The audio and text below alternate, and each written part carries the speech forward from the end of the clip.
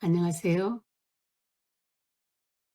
그동안 읽었던 글 중에서 크리스마스에 어울리는 이야기들을 나누려 해요.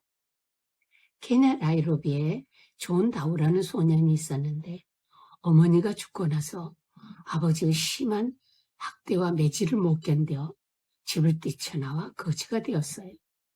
소년은 다른 거지 아이들처럼 길거리에서 구걸을 했는데 매일 주륜비를 채우기 위해 지나가는 차가 신호를 받고 있거나 잠시 정차하는 차에 손을 내밀어 도와달라고 애걸했죠. 어느 날 존다우는 여느 날처럼 갓길에 주차되어 있는 차로 다가갔어요. 사실 이러한 거지 소년들은 사람들을 골칫거리였어요.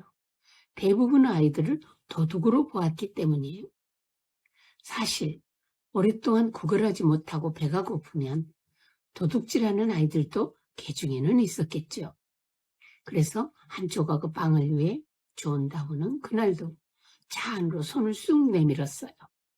그 차에는 어떤 여성이 타고 있었는데 그녀는 휴대용 산소호흡기에 의지해서 힘겹게 숨을 쉬고 있었어요. 소녀는 그녀의 모습에 멈칫하며 놀랐죠. 그래서 물었어요. 왜 이런 걸 끼고 있나요? 그러자 그녀는 나는 이게 없으면 숨을 쉬지 못해 살 수가 없어. 사실 수술을 받아야 하지만 나에게는 그럴 만한 돈이 없단다. 그 말을 들은 소녀의 눈에서 눈물이 흘러내렸어요. 이 여자는 글래디스 카만데라는 여성인데 남편은 심한 구토로 폐를 다친 상태였어요. 소녀는 거리에서 구걸하며 살아가는 자신보다 더 어려운 사람이 세상에 있다는 사실을 깨닫고 이 여자에게 제가 잠깐 기도를 해드릴 수 있을까요? 하고 물었죠. 그리고 여자의 손을 잡고 가슴 깊이 진심 어린 기도를 시작했죠. 하나님, 제발 이분의 병을 낫게 해주세요. 기도하는 동안에도 소녀의 눈에서는 계속 눈물이 흘러내렸어요. 기도를 마치고는 그동안 구걸에서 비상금으로 주머니 깊숙이 넣어둔 얼마 되지 않은 자신의 전 재산인 돈을 그 여자의 손에 쥐어주었어요. 이 광경을 처음부터 계속 지켜보던 한 시민에 의해 사진과 사연이 SNS상에 공개되었어요.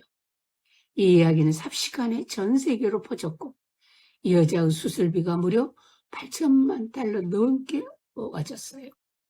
그래서 그분은 인도에서 무사히 수술을 잘 받아 건강을 되찾았죠. 수술 후 그녀는 곧바로 거지 소년들 속에서 그 소년을 찾으려고 왔어요. 하지만 소년은 그간 인터넷을 통하여 잘 알려지게 되어 리시라는 아주 마음 좋은 부유한 여자분이 아들로 입양한 후였어요. 마음을 비우면 비로소 보이고 비우고 나면 다시 무언가 지어진다고 했죠. 존 다우라는 소년은 마음과 물질만이 아니라 심령 깊이 사랑이 가난함으로 자신보다 더 약한 자를 위하여 눈물로 하나님께 구하고 자신의 비상금까지 아낌없이 그녀에게 주었을 때 하나님은 은총이 자기보다 더 약한 자를 구하고 자신 또한 천국을 소유하게 되었죠.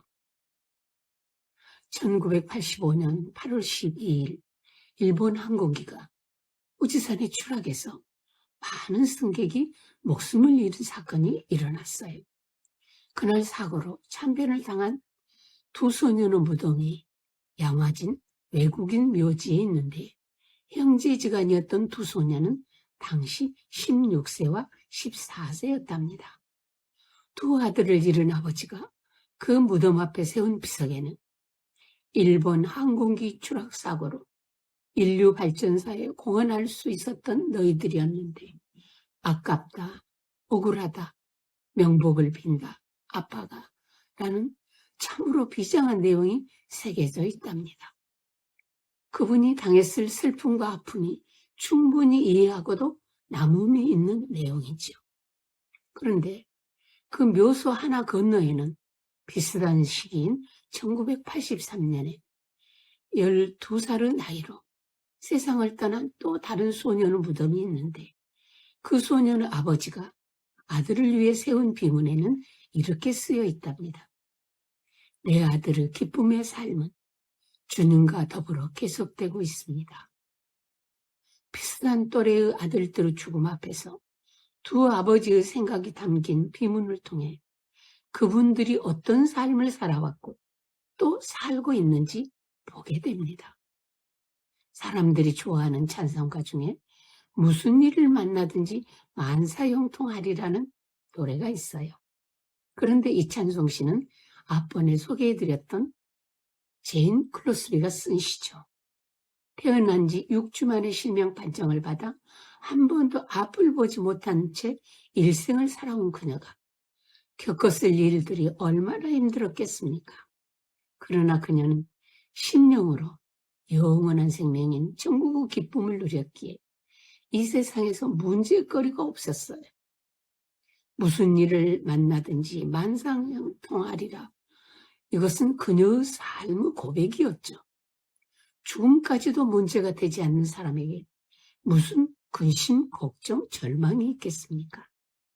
올해도 세계적으로 크리스마스를 축하하는 화려한 행사가 많았어요. 그러나 정작 크리스마스는 흑암의 고통에 있는 사람들 풀어 자유케 해주려고 가장 낮은 곳, 말구유에 나신 구세주를 만나야 하는 날이죠. 높은 마음에 매여 자존심의 종으로 살 수밖에 없는 붙들려 사는 줄도 모르고 어둠에 붙들린 이들에게 높은 마음에서 자유로울 뿐 아니라 낮은 마음으로 바꾸어져서 이 세상 무엇도 두렵지 않는 사망을 이긴 부드러운 사랑의 마음을 주시려고 예수님이 오신 거지요. 지금 내가 힘든 이유가 누구 때문이거나 환경 때문이 아니라 나의 높은 자존심 때문이요. 내 옳은 의가 자신을 힘들게 하는 원흉이라는 사실을 아는 사람에게 구세주가 필요하지요. 그래서 예수님은 낮추고 낮아지는 일들을 우리 앞에 두시고 때론 우리를 넘어지게도 지켜보시면서 지금도 말구유로 우리를 부르고 계세요. 낮아지지 않고는 결코 말구유에 계신 예수님을 만날 수가 없거든요. 나를 괴롭히는 그 가짜 자존심에서 내 오름에서 해방되기를 원하고 갈망하는 이들에게 낮아질 수 있는 참 자존자, 사람이 되신 하나님, 예수 그리스도가 각자에게 크리스마스로 오시지요. 낮은 마음을 사모하고 사모하는 자들에게는 가짜 자존을 물리쳐 주시고 낮아질 수 있는 참 자존이 오셔서 어둠에서 빛으로 우리의 갈 길을 밝혀주실 것입니다.